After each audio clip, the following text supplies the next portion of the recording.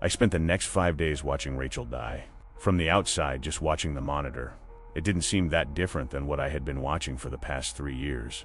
Rachel slept, she watched TV, she read, and she painted. But there were signs, if you were looking for them. She seemed tired and tense, and she had taken to sleeping more. And occasionally, just every once in a while, she would glance up at the camera at me.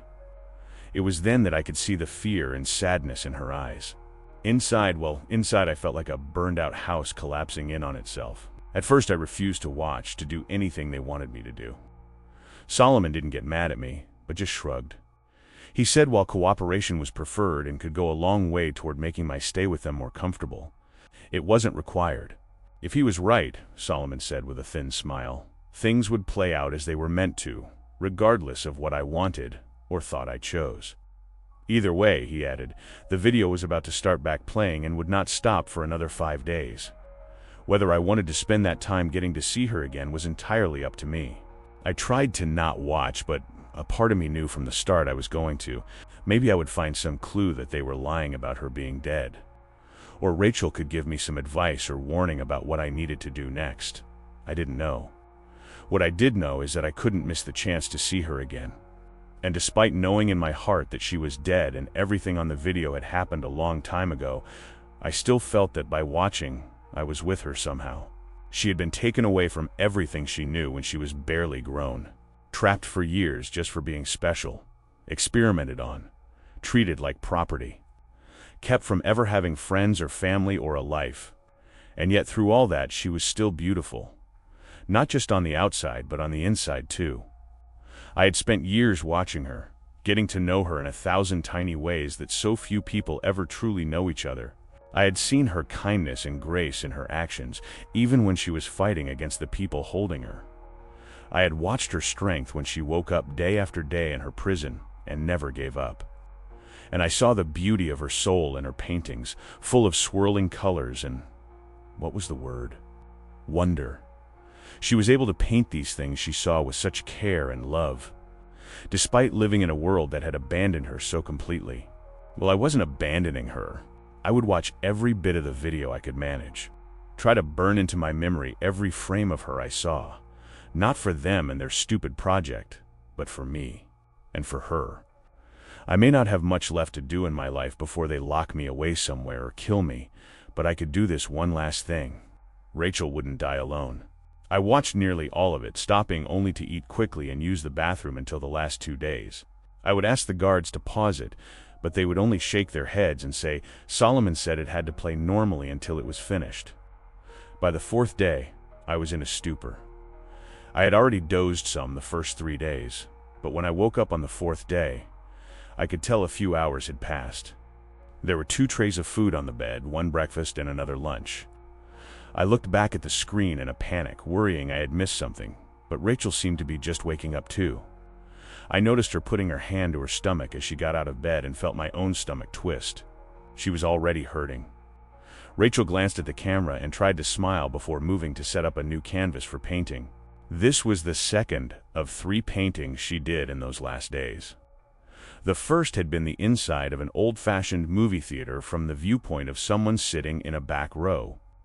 On the movie screen was just the image of a sledgehammer propped against a brick wall. I didn't understand what it meant, and I found myself scanning the picture for some message or other clue. Eventually I found what might be one, though I didn't understand it either. Rachel must have come to understand they knew what she was doing with the paintings and didn't want to stop her, because these last 3 she set up much closer to the camera. I was still squinting and studying the painting closely when I realized the flipped-up seats in the next row up had brass number plates along the front edge of the seats, though they were upside down from the viewpoint of the painting. The angle was good enough that once I noticed them, I was able to read them. 2, 43, 26, 89. I didn't understand any of it, but I committed it all to memory, focusing all my attention on the painting until she finally took it away. Even that early on, I could tell painting was taking a lot out of her now, and like I had for so long, I found myself talking to her, telling her to go rest before I remembered her body in the next room. I almost stopped then, but no. Maybe she couldn't tell I was talking to her, or maybe she could. Either way, me talking to her couldn't hurt, and it made me feel a little less lonely and sad as I watched her. The second painting, the one she started after I woke up from falling asleep for a few hours, was stranger than the rest. It looked like it was in a room with curved walls made of tree roots. And in the center of the room was a little table made out of the same stuff. Some of the roots around the room were a deep red, but other parts, including the table thing, looked burned and black. I looked closer and saw that I could see a person's shadow over the table, hands holding some long, oval-shaped bundle. I studied it for a long time, going over it again and again in my mind after she took it away. I couldn't make sense of it, of any of it. I wasn't smart enough and I was failing her. Rachel slept for a long time after that painting. Then she got up on the 5th day, her last day, and immediately started working again. This time she was painting faster, and while I saw her wince occasionally, she never lost her look of determination as she slashed lines and colors across the canvas. When she was done, Rachel picked up the painting and turned it toward the camera, giving me a small, tired smile as she was blocked from view. It was looking out from the front porch of a house somewhere. It was out in the country, and the morning view of the yard and the land beyond were wonderful. But closer up, the painting was of two hands. Holding onto each other tightly, their interlocked fingers seemed to glow red and orange in the light of the rising sun. I found myself crying as I looked at it. Part of it was because I didn't know what it meant, and I felt a growing sense of desperation at the thought that Rachel's last works might be wasted on me. Part was because I knew it had been 5 days, and I could sense I was close to the end. To her end. But there was something more to it than all that, too. The last painting, even with everything else in my head and my heart pulling me down, gave me hope. Hope of what? I didn't know. But I started to think that maybe the only message Rachel had for me in that last painting was that somehow, somewhere, everything would be okay. Outside the edge of the painting, I could see motion in the room. People hurriedly coming in with some kind of medical equipment. And then the monitor went black. You've done well, Thomas. Very, very well. For the last 5 days of video, we had charted 1,047 micro-variations in Rachel's behavior that we believed might correspond to your behavior, your reactions, and your emotional states while watching the video. Like before, the two of you remained in sync as though you were in the same room. It really is remarkable. I sat staring at Solomon. I listened to what he said, but I didn't care. I just wanted it over. Whatever this was, I just wanted it over. Clearing his throat, he went on. That's why we've decided to move the implant from Rachel's body to your own. That's one of the many reasons we've preserved her so. The foreign body was still showing signs of life all this time, but just barely, and we were afraid to attempt removal. Our hope is that, given your connection to Rachel, it will accept you. Perhaps even thrive in you more than it ever did our girl. I was suddenly on my feet, and it was only the raising of Solomon's gun that stopped me from attacking him. Don't you fucking talk about her like that. Like any of you gave a shit about her. I'll fucking kill you. Solomon's face darkened slightly as his lips thinned. No, you won't. But if idle threats make you feel better, go ahead. It will only make things harder, not easier. Feeling a stab of panicked fear, I sat back down. What is this thing you're going to put in me? The man looked at me for several seconds before responding. I'm tempted not to tell you after your stupid and frankly hurtful outburst, but I'll be the bigger person. Letting out a small sigh, he went on. Thomas, somewhere there is a tree, a very special tree. We suspect it is the same tree that Rachel painted for you that time, though we cannot say for sure, as we have never been able to find it. It is either hidden away very well, or it is able to hide itself from those it wishes. I just looked at him, trying to kill him by just wanting it to be so. In any case, we have the next best thing, an ancient clipping from the tree. Secured at great cost and sacrifice and studied for a long time without much success. We have, however, in recent years been given advice that this clipping could be grown in the right soil. We thought that soil was Rachel, but while it did develop further inside of her, she died before the necessary growth was finished. Leaning forward, he smiled at me. We have it on fairly good authority, however, that you might succeed where she failed. I fought them when they came, but it didn't matter. I woke up sometime later with a dull ache in my chest and a small, already healing scar on my upper stomach. I didn't really feel that different other than the little bit of pain, but I knew that would change with time. Maybe I had more time than Rachel, or maybe I had less. It didn't matter, Wait, what was that? There was some kind of soft voice. Coming from where? It wasn't in the room, it was in my head. I felt a thrill of excitement. Maybe this was Rachel's voice. She had somehow stayed in the tree thing they had put inside me? But no, I had never heard Rachel's voice, but I sensed this wasn't it. This voice was too delicate to really be heard or understood, and it reminded me of music coming from a distant room that you felt in the back of your mind without realizing it. It was a melody, a kind of song. But it wasn't Rachel's song. I realized with a shiver that it was the song of the thing inside of me. At first I was afraid, but that didn't last long. It wasn't trying to hurt me. It was trapped here just like I was. But it started to sing. It was time for us to be free. I stood up and walked to the door, and as I did so, the lights went out. The door in front of me clicked, and when I reached out and turned the knob in the dark, it opened easily. How was this possible? And if it could do this, why hadn't it helped Rachel get out? There was no answer, but there was also no time. I could already hear boots around the corner as the glow from flashlights began to light up the far end of the hall. They would drag me back in there, chain me up, or take this thing back out of me before we could get away. If I was ever going to get out, it had to be now. The voice was singing again, pushing me to go further into the dark, to run until we were safe. So I listened, and I ran. Every door unlocked for me. Every turn kept me barely out of sight. The people looking for me were barking orders over a radio, asking someone what was the holdup on the generator kicking on. Whatever the response, the hallways stayed dark as I drifted through them, blind but not falling, lost but not being found. When I reached the final door, I opened it into a bright afternoon. My lungs burned a little at the first fresh, unrecycled air I had breathed in a week. Blinking, I waited for the voice to tell me where to go, but it had fallen silent. I closed the door as panic began to rise in my chest. All this and I would get caught because I didn't know where to go. I was outside a plain brown building in the middle of nowhere. There was a road going off to the right, and to the left there was Rachel's forest from her first painting to me. I knew it was the same forest immediately, and not just because of it matching the painting so closely. I had some strange sense that felt like a kind of magnetism, or how birds know which way to fly. Looking around for a second, I felt like I was being pulled when I looked again at those woods. This was right. Somehow I knew this was the way I needed to go. So I went. I had made it to the edge of the forest when I heard the noise of men coming outside the building. I thought about hiding, but I knew it was a bad idea. They would just catch me, and I felt a drive to go deeper into the woods. I plunged ahead, running at close to a reckless speed, but never tripping or stumbling as I went. I would occasionally hear a noise behind me as they spread out to search, but the sounds grew fainter as I ran. I almost thought I had lost them for good when I heard a short cough that was quickly muffled off to my left. Someone had gotten close without me knowing it. Panicking, I looked for any places I could hide.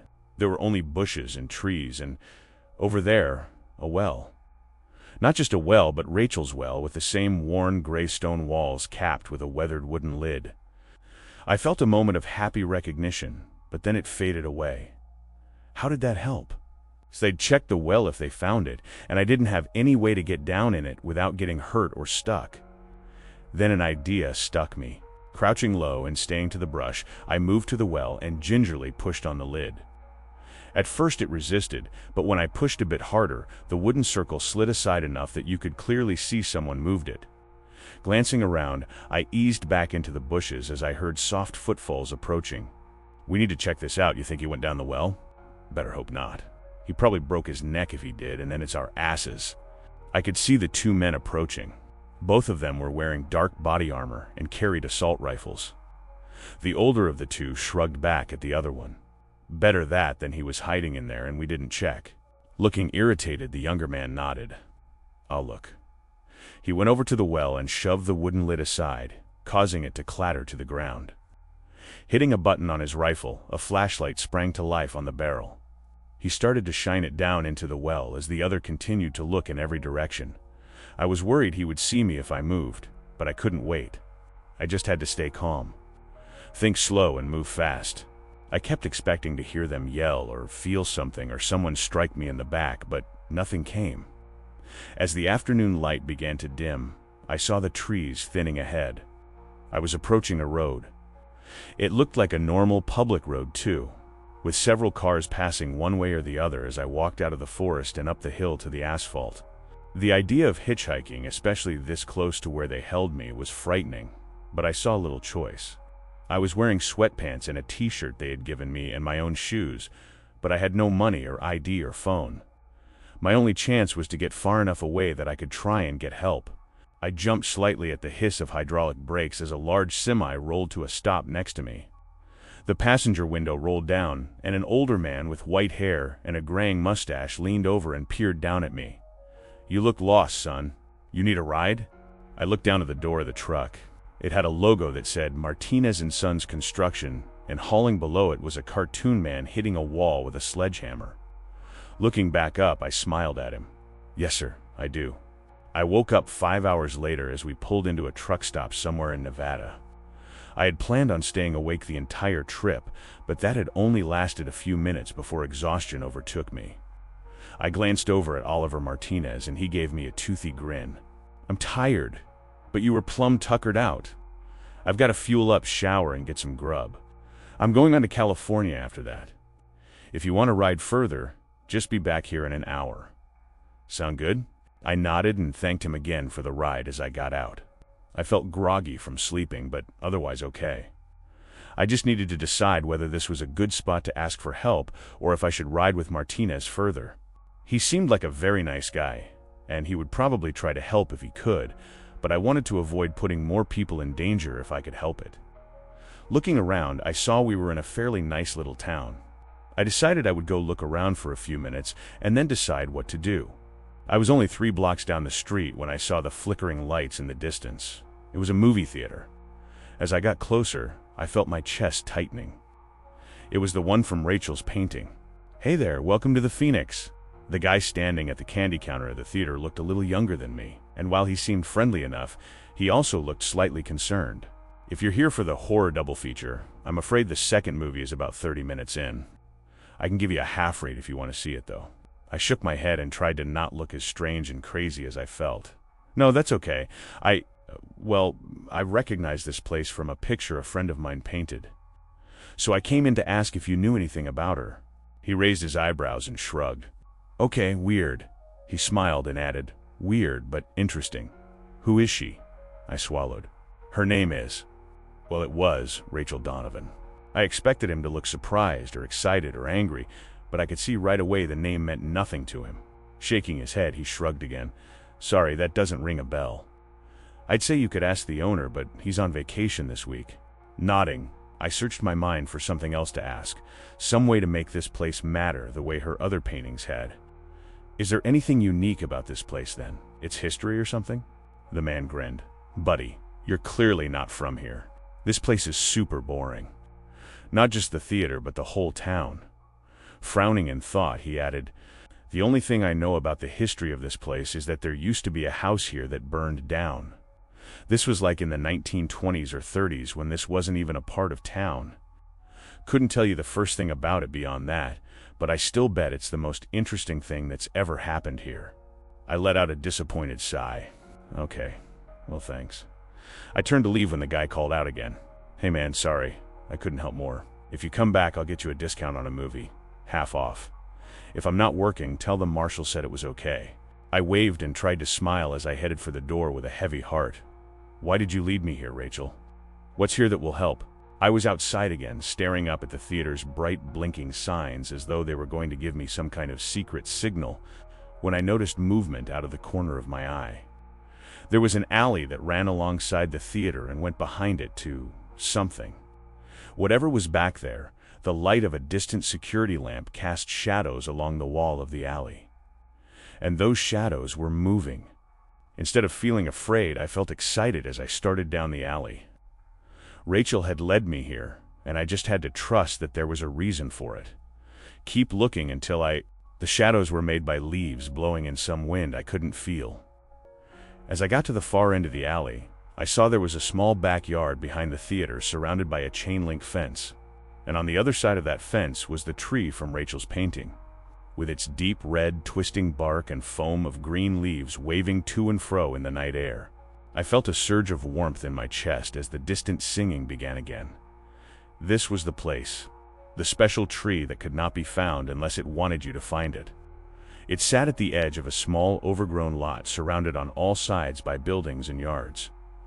Somehow forgotten when whatever this land had once been was divided up, and despite its location, I had a strong sense that I was the first to see it in a very long time. Climbing the fence, I felt a jagged wire dig into my leg and rip my pants as I fell over the top. I was bleeding a little, but I hardly noticed. I could smell the tree now, and it was a rich, good smell, unlike any I had smelled before. Reaching out to it, I felt the singing grow louder as I touched it. I felt stronger and less afraid then, and when I saw the light opening up at its roots, I didn't tremble. I smiled. There was a hidden tunnel under the tree. A tunnel filled with sweet-smelling air that was like the tree smell but also different, and the tunnel wasn't dark. No, not at all. It glowed with its own golden light that called to me, urged me forward. Rain was beginning to fall as I looked around the dark lot.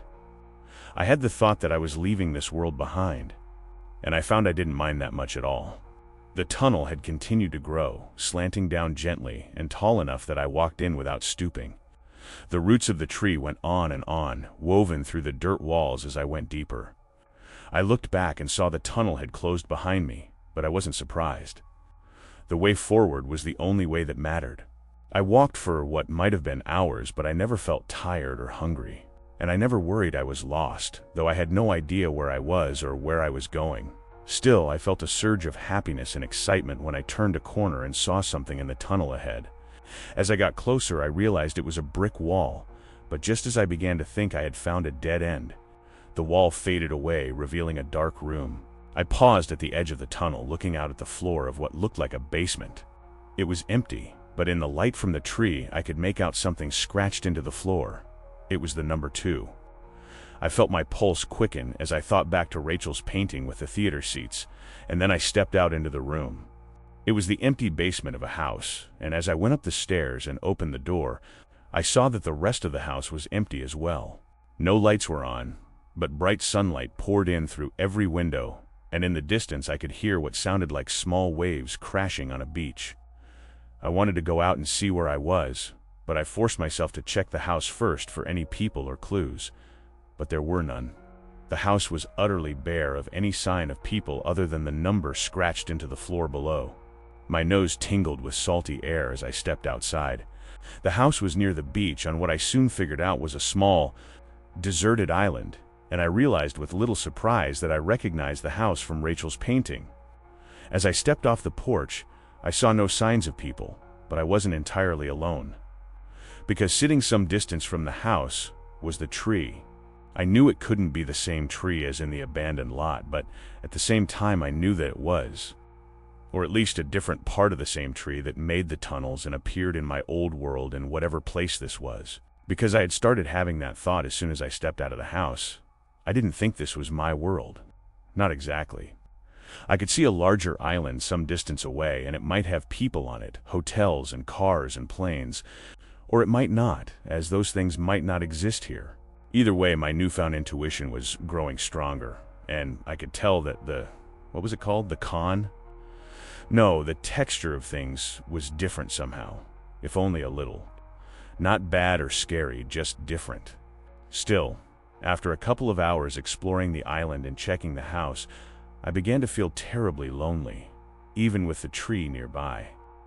I decided to go back into the tunnel and keep going. The basement wall faded away as I walked up to it, and I entered the tunnels again. It was only a short time later that I found my second version of the house. Much like the first, the wall faded away into a basement, but this one was far from empty. It was a workshop of some kind, full of tools I wasn't familiar with. I glanced down and saw 43 scratched onto the floor. Who was doing that?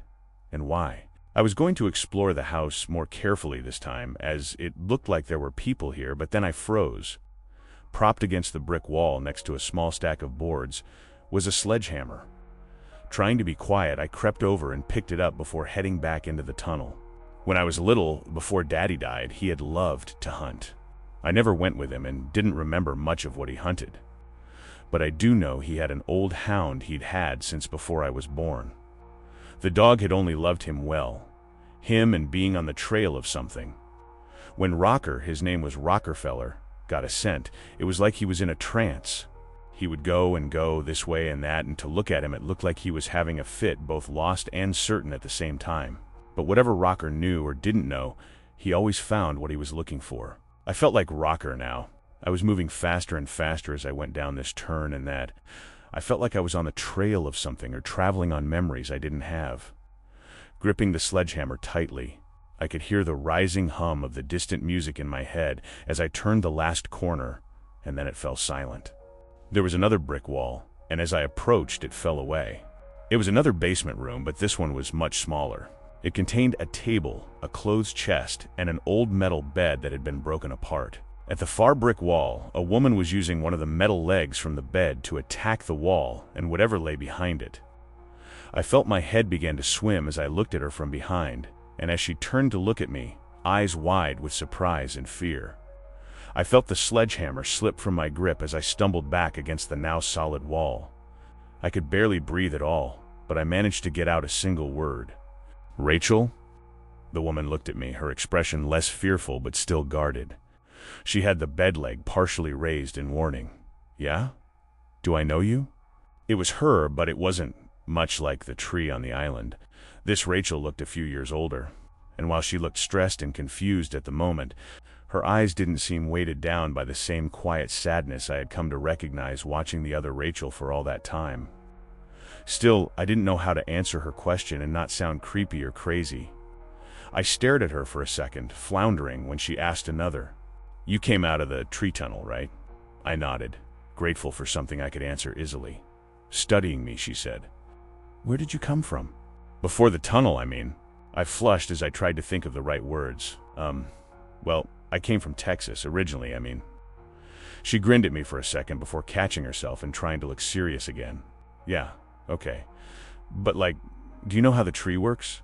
How did you find out about the tunnel? How did you get here?" Sighing, I rubbed my head and just started into it. "Look, I know this will sound crazy, but I had a job watching a woman trapped in a room. And that woman was you, or another version of you. And she asked me for help, and I couldn't help her. And then they took me. And I found out she'd been dead for a long time, but could see me in the future, and then they put something from the tree in me that had been in her that killed her. And then I escaped, and then I figured out where to go to find the tree from things she had painted, and I somehow knew how to go in the tunnels to find different spots. And I'm pretty sure the tunnels lead to different worlds, and I got this sledgehammer, and then I..." "Hold up, goddamn, take a breath. You're going to pass out." She was smiling again, and this time she didn't try to hide it. She looked over what was left of the bed to where the sledgehammer was laying on the floor. "And did you say sledgehammer?" "So, yeah, I believe you. I've been in those tunnels too. My ex-boyfriend tricked me into moving here so he could tie me to the tree in his place." "Well, not tie me to the tree, literally. Take his place as, what? The tree's buddy or something? I don't really know. It's all pretty fucked up and I don't understand all of it. But what I do understand is that the fucker walled me up in here. At first I thought I could just pry loose some bricks over time, but nope. He put a layer of concrete on the outside this time. Good old Phil or Justin or whatever. I mainly think of him as fuckface now. This is taking forever." I stepped up and put my hand on the sledgehammer. "Let me do it for a bit. We can take turns." We had cleared away even more brick than she had already managed, but the concrete wall was only starting to show small cracks. I wanted to just keep looking at her, have her talk to me, but I knew she was tired. She nodded reluctantly and let go of the hammer. Before I swung, I looked back at her. "How long have you been in here like this?" Rachel scowled. "It's hard to say for sure, but I think about 8 months." I let the hammer drop down again as my eyes widened.